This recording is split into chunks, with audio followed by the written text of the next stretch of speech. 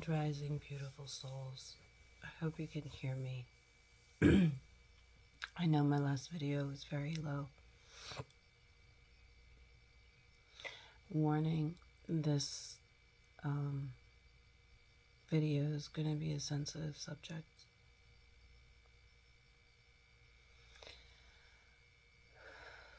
A friend of mine just messaged me about how they were having a hard time because they had to pay taxes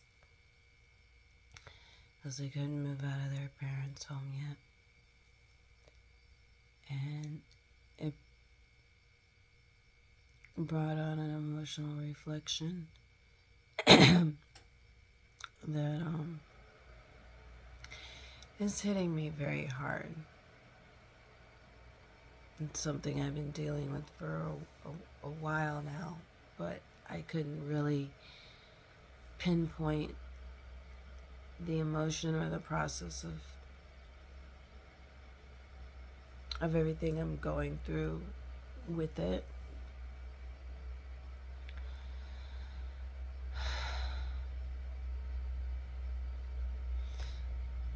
We always talk about triggers and how they come up, how they affect us. We're always working on trying to figure out where they come from. When's the first memory of a trigger? I'm not that good at the first memory as much as I am the last memory. Most recently, a few months ago, I was at a friend's house and I was confiding in them about my emotional trauma that I was going through and how since the split with my husband, how I've been having a hard time with physical connection and feeling safe with someone and expressing myself, being able to feel comfortable, having when someone hold safe space for me. Like, I miss the physical touch of being held and comforted, to be able to feel calm and relaxed, and to be able to let myself go in a hug. But then, and talked about this for it felt like days, because we ended up being there for a few days when we were only supposed to be there a day. And the first 2 days, I felt like I was pouring out my heart to this person, that I was expressing, that how vulnerable I am and how I don't have my guard up, how I don't know how to assert myself, to protect myself from unsafe emotions, from feeling unprotected. So this person held me, and I'm thinking, okay, cool, they understood what I've been saying the past couple of days about how I wasn't feeling safe with the opposite sex. And I was starting to feel comfortable because they were holding me and hugging me.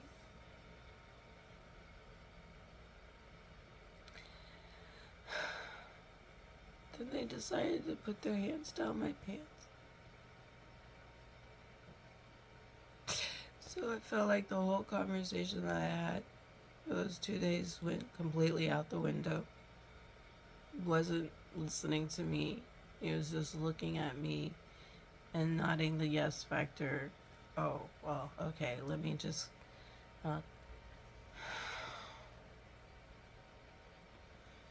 comfort this person enough so they think that they're okay with me, so I can take advantage of them as soon as I get the chance. Because he didn't ask me if he could put his hands down my pants, he just did it. And then when I put my hand to pull it away, he he, he proceeded to take it out of my pants. But then just a few minutes later, he proceeded to try to put it back.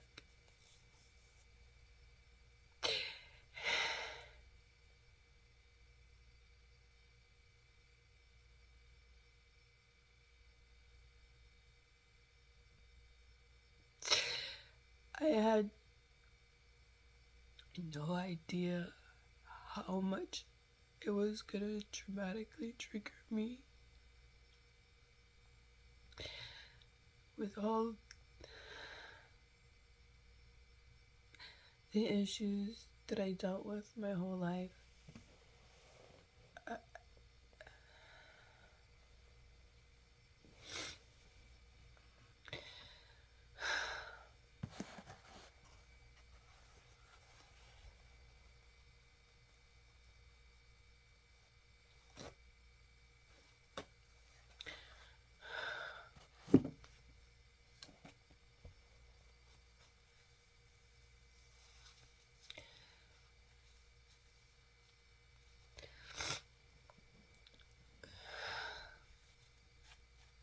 It wasn't like this person tried to violently rape me or anything, but it was just that one sleight of hand that set me out of my body. I was no longer me anymore. Because I didn't consent to that single touch. I did not consent to that first touch. I did not consent to that second touch.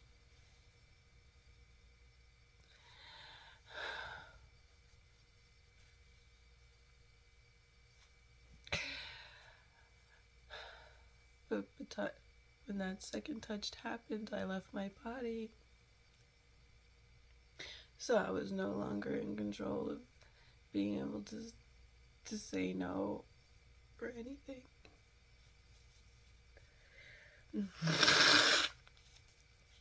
There was no check-in. Are you okay with this? No, it was just continuing to touch me for their gratification.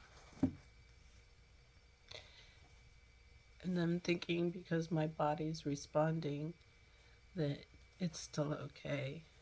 There was never a check-in question.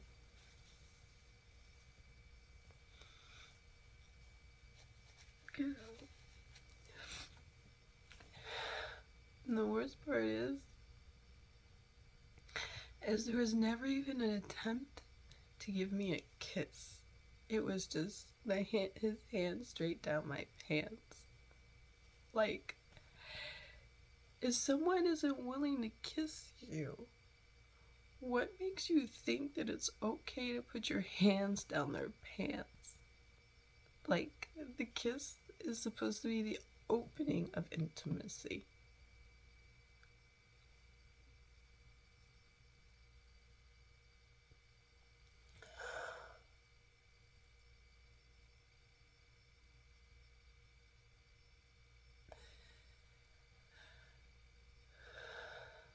If there's no first kiss involved, there's no real chemistry. It's a violation of someone's body. Because you're putting them into a situation of recalling trauma.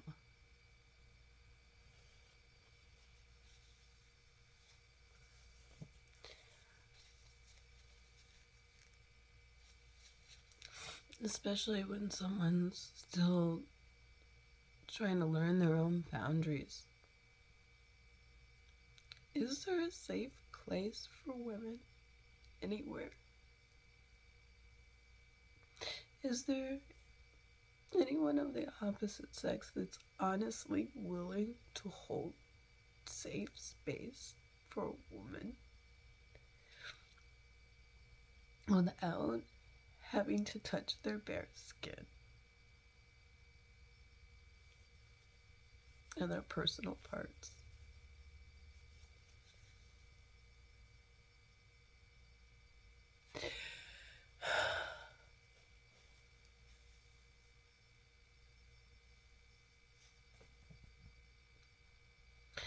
This human condition that made them think it's okay to touch a woman in a sensual way without consent, how subtle it can be.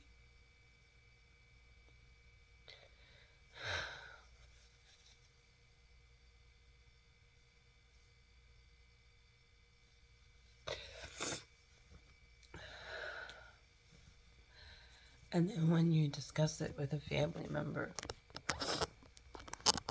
and because they like the person, they're still going to dismiss the situation. They're going to rationalize it in their head, so it's still okay for them to be their friend.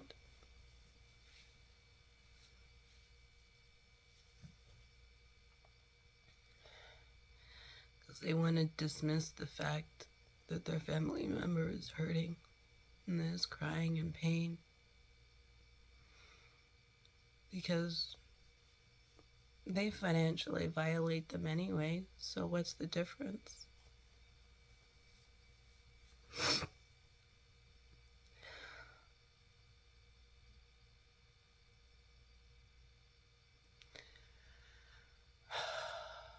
Over these past few months,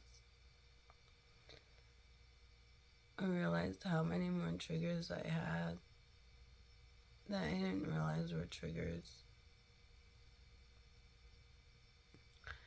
I thought it was just because I was always a caregiver or a bleeding heart.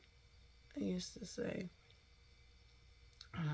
you know, a bleeding heart syndrome, and that's why I give so much. But in reality, the more I think about it, it was just another way of me leaving my body and thinking it was okay to let someone else take advantage of me because they were a family member.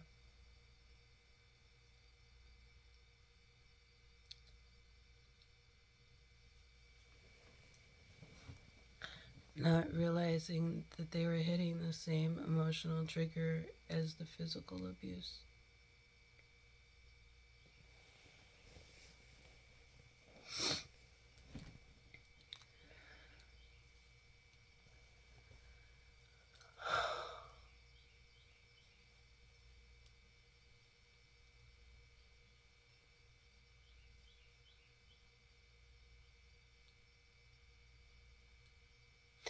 It's so easy for people to take advantage of people when people are willing to help others.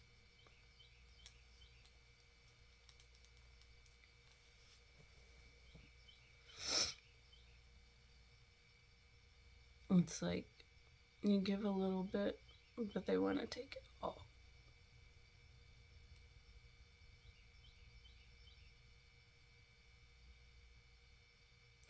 And then when you have nothing left to give, they're like, I don't need you anymore.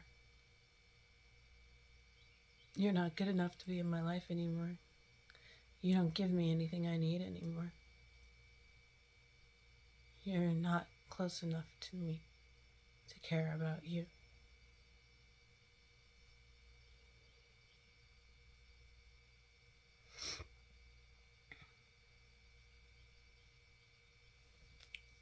I love you from a distance because you no longer can help me. You can no longer do for me.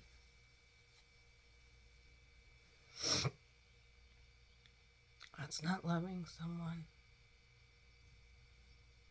That's abusing someone. Justifying it in your own mind because they're not appeasing you anymore.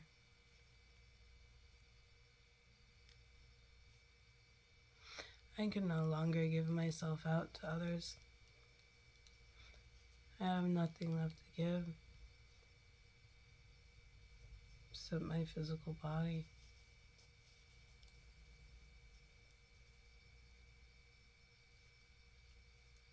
And I barely know how to keep that together anymore.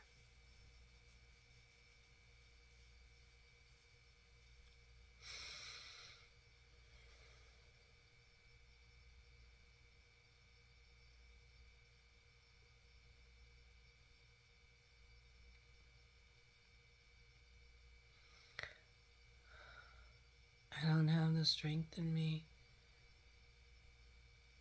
to push this out of me.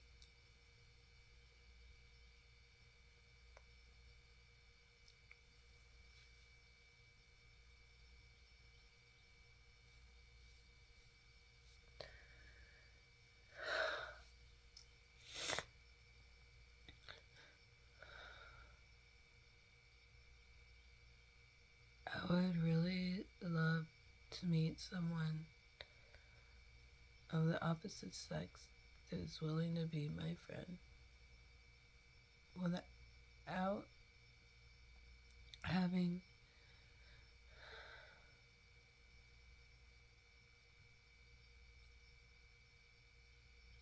sexual tendencies first.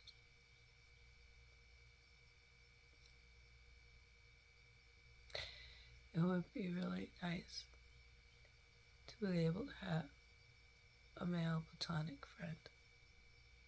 I don't know if I've ever fully had one.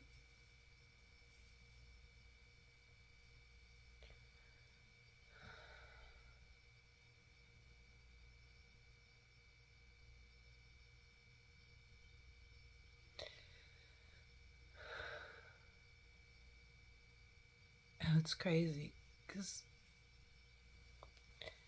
I remember when I was a kid, it's a large part of me that kept saying how I wanted to be a nun. But I didn't want to deal with the religious part of it.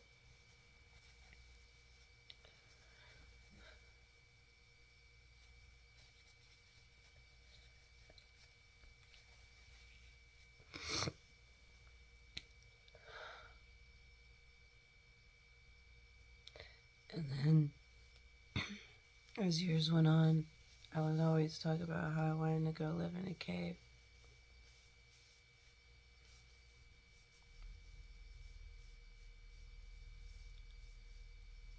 And then my sister used to say, why would you want to do that? You'd be isolated from everyone.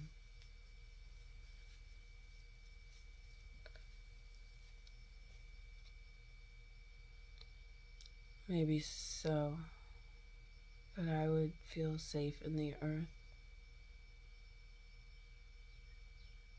The earth and the elements give me my largest comfort. Being nestled in the rocks and the moss with the water nearby. That's my happy place.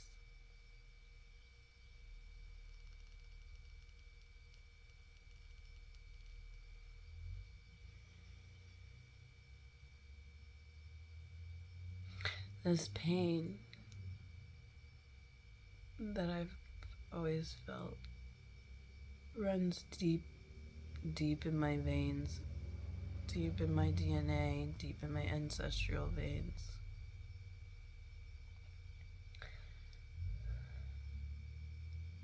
And I feel that that is another reason why it's so hard for me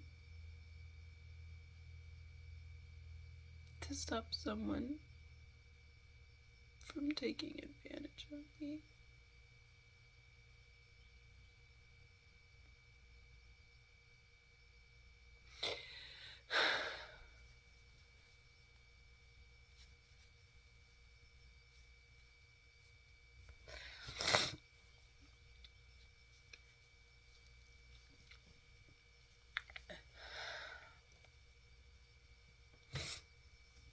I remember how I used to tell my husband that I was just bred to pleasure others.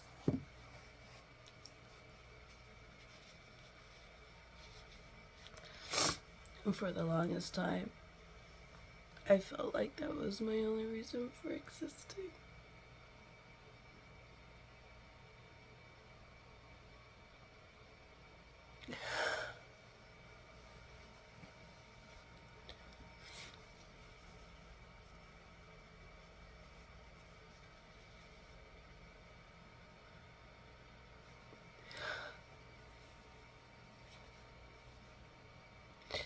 Now that I'm learning to exist for myself,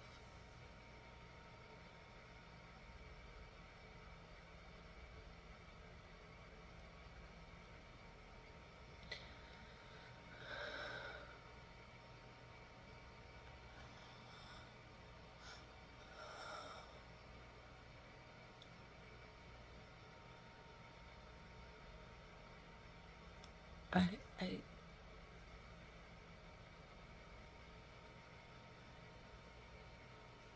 I don't know how to exist for myself.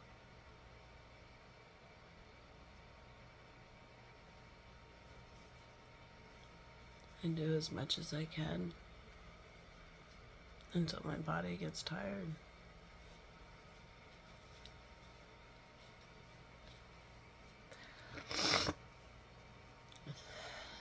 And then when I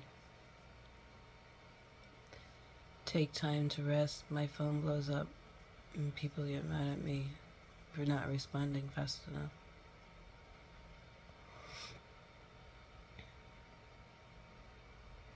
One person's like, well, I have opportunities for you and you're not calling me back, so I guess you don't really want them. And it's like, I can't jump up that fast. I don't move that quickly anymore.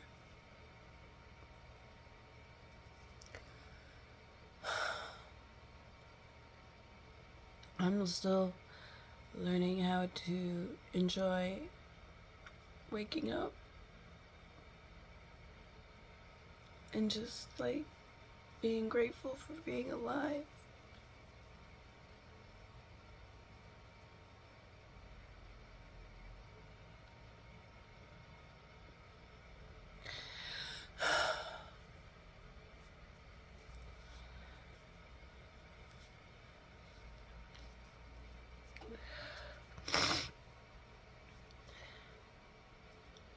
When I don't talk to other people for a while, sometimes I can convince myself that, okay, it's gonna be a good day, it's gonna be a new day, these crazy things aren't gonna happen anymore.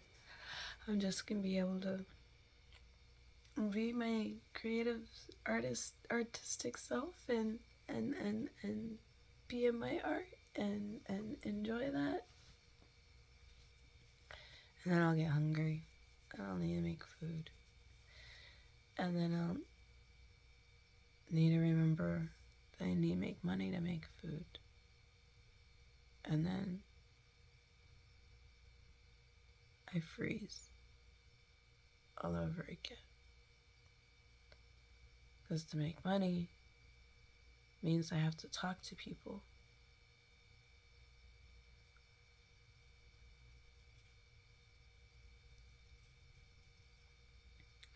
And if I have to talk to people, I can't be like this.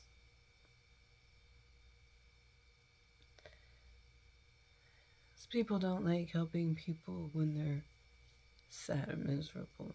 People don't like being around people when they're sad and miserable, unless they're already sad and miserable and want to bring other people into it. At least that's what they say. I don't want to bring anyone into my sadness or my misery or my pain or my sorrow. I keep it inside. So every time I've let my emotions out and shared them with someone else, I don't get back the reciprocation of comfort. It's always some strange digression. And I feel more alone than I did than before I talked to any one such person.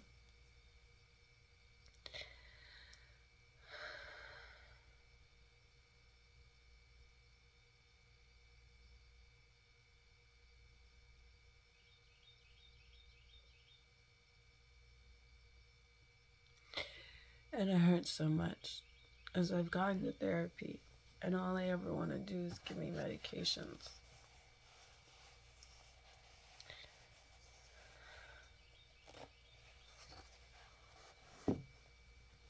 So I do my own therapy.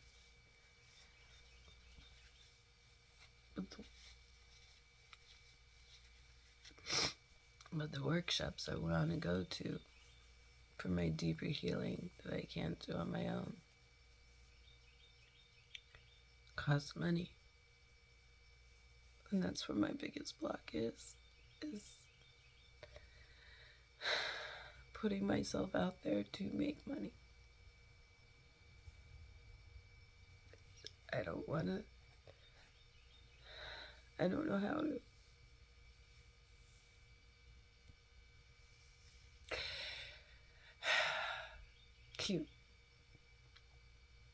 I can't keep my walls up, or I can't keep a straight face.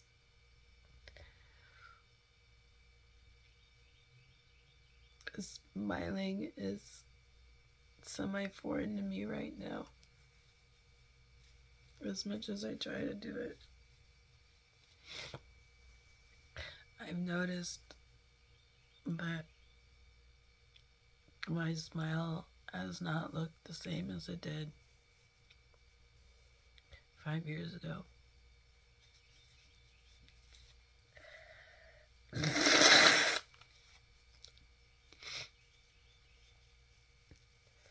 think that's one of the reasons why I liked modeling so much, is because it was more of the stare and the look. And if you were to do a smile, it was just like a little stitch of smile. It wasn't like a happy, because like if you over smile, the picture doesn't come out right.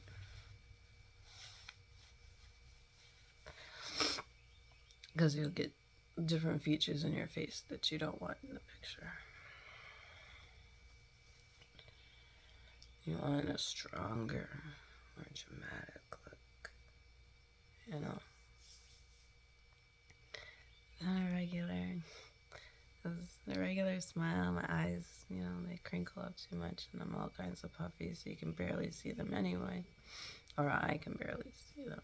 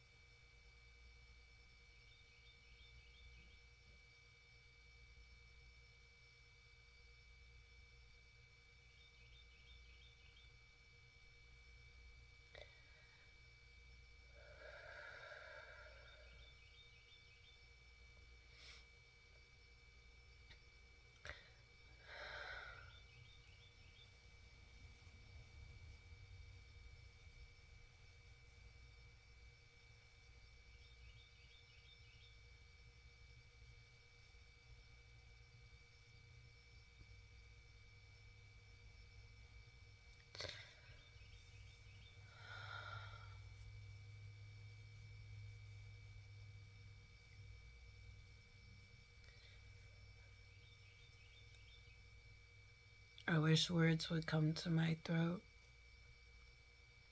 but only the tears come to my face.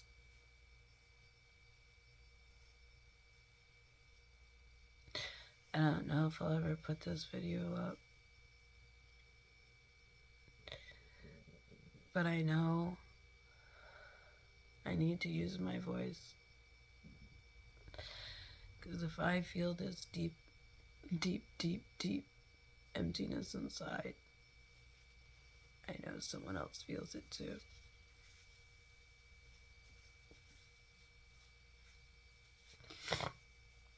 So I guess I'm making the video today to let others know that carry their pain silently, that you're not alone.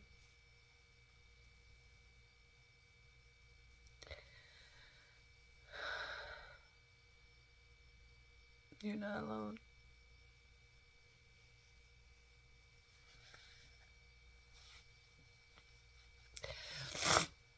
Because once we've been violated once as a child, it's easier to allow others to violate us again and again.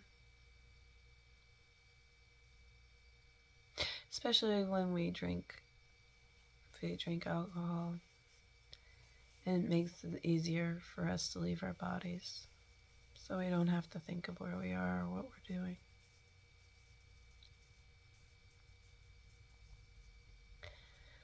That's why so many people take the drugs they take. Because they're trying to mask this pain that I'm feeling.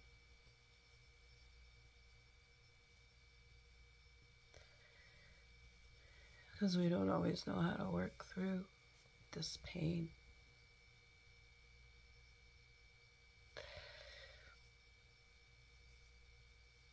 Because we don't know how to find someone to understand.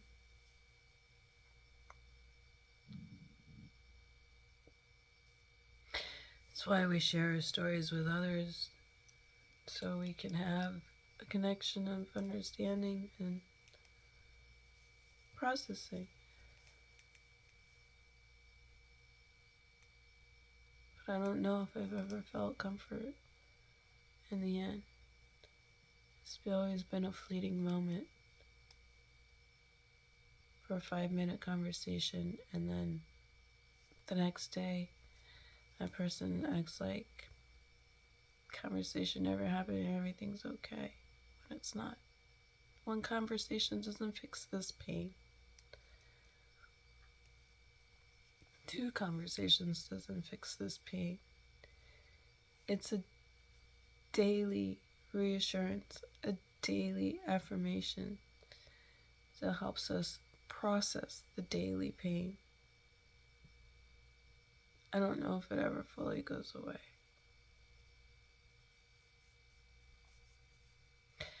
I know through meditation,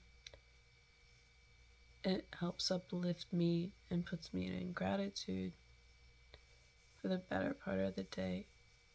But it doesn't take the pain away.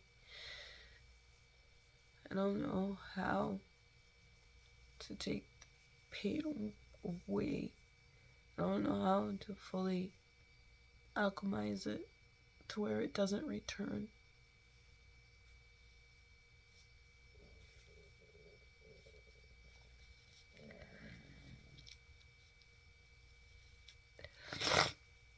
I really miss just painting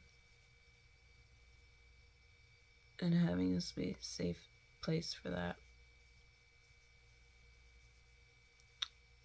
But since I haven't had my own home, my stuff is scattered between where I'm at and my storage unit, which are never that close together.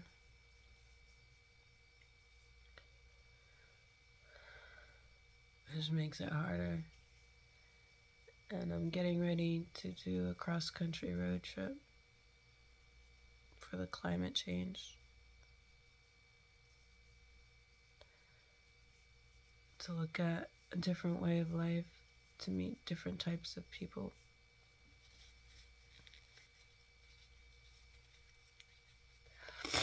I'm in search for people that have more of a like-minded mindset to where my journey is taking me.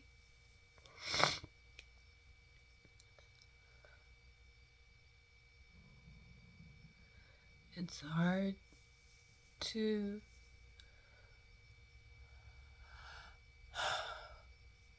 go through all these transitions and moves.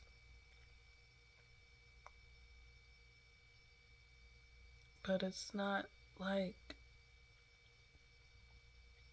I have temporary spaces, but I don't have a permanent space anymore.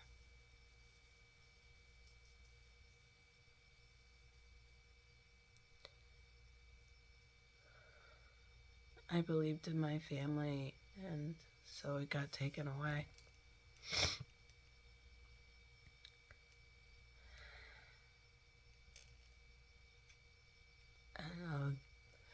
I even worked a 9 to 5 job for a while just to maintain that home.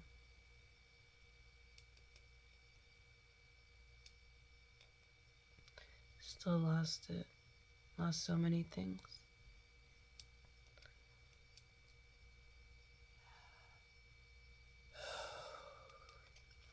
I'm grateful every day for the things I do have and for my existence in this human body.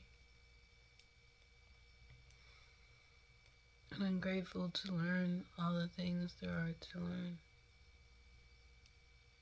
It's just really painful most of the time. I've gone so far within myself. I've noticed my body changing. It's not as strong as it was.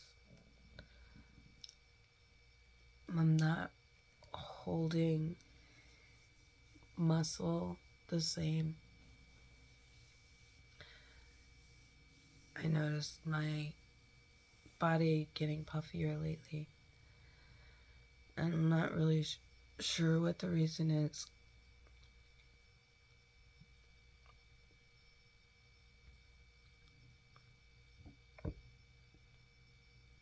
I know I feel, excuse me.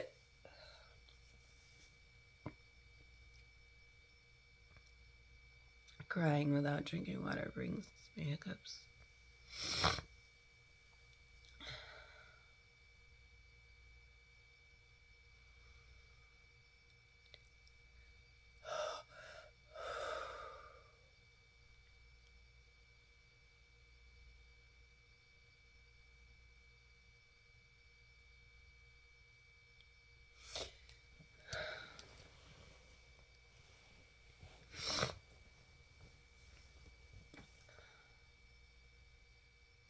I know I'll get through this. It just seems that these moments of sadness and despair, the overwhelming crying, it's been more frequently than infrequently over the past 2 years, almost 3 years.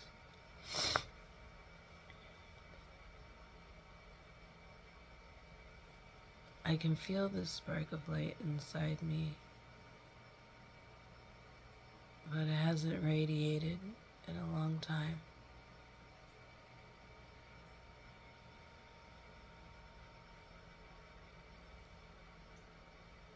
I feel like the candle, just trying to keep my light flickering until the wax goes out. I want to show you what I mean, but it's really hot.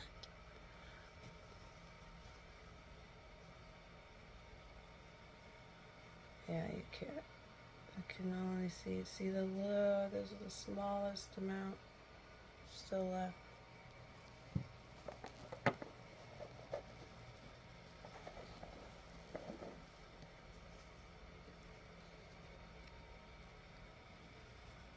I was just holding on, like me. Working as hard as it can to not go out.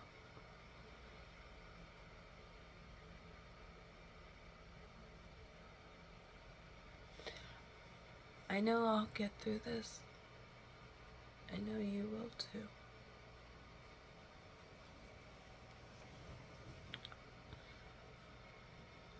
Just know, even if you can't find someone to talk to right now, you're not alone. I'm here with you too.